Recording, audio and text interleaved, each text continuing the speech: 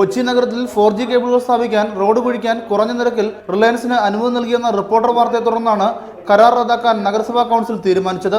1 മീറ്ററിന് 3500 രൂപ ഈടാക്കാമെന്നിരിക്കെ 1922 രൂപയ്ക്ക് റിലയൻസിന് അനുമതി നൽകാമെന്നായിരുന്നു നഗരസഭയുടെ തീരുമാനം. ഇതുവഴി കോടികളാണ് നഗരസഭയ്ക്ക് നഷ്ടമാകാനിരുന്നത്. നഗരസഭാ സ്റ്റിയറിംഗ് കമ്മിറ്റി എടുത്ത തീരുമാനം റദ്ദാക്കിയ കൗൺസിൽ പുതിയ നിരക്ക് തീരുമാനിക്കാൻ ധനകാര്യ സ്റ്റാൻഡിംഗ് കമ്മിറ്റിയെ ചുമതലപ്പെടുത്തി.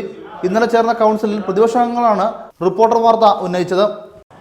എനിക്ക് മേയറുടെ കാര്യത്തിൽ വീണ്ടും സംശയം ഞാൻ മാന്യമായിട്ടാണ് എനിക്കൊന്ന് റിപ്പോർട്ട് ടിവിയിൽ അത് കഴിഞ്ഞാണോ അതിന് മുമ്പാണോ വാർത്ത വന്നെന്ന് എനിക്കറിയില്ല. ഞാൻ വളരെ മാന്യമായി ഈ കൗൺസിലർ കാര്യം ചോദിച്ചു. മേയർ ഫിനാൻസ് കമ്മിറ്റി പരിശോധിക്കട്ടെ, ഇതാണ് ഞാൻ ഉന്നയിച്ച കാര്യം.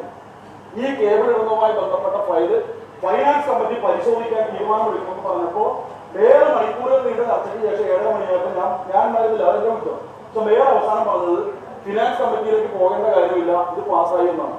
റിലയൻസ് ജിയോ ഇൻഫോകോം കഴിഞ്ഞ 23 നൽകിയ അപേക്ഷ പരിഗണിച്ച് നഗരസഭ BMBC റോഡുകളിൽ ഓപ്പൺ ട്രെഞ്ച് സംവിധാനത്തിൽ റോഡ് കുഴിക്കാൻ 2,09,00,000 രൂപയ്ക്ക് അനുമതി നൽകാനായിരുന്നു നഗരസഭയുടെ തീരുമാനം. Berlin Mathew, reporter, Kochi.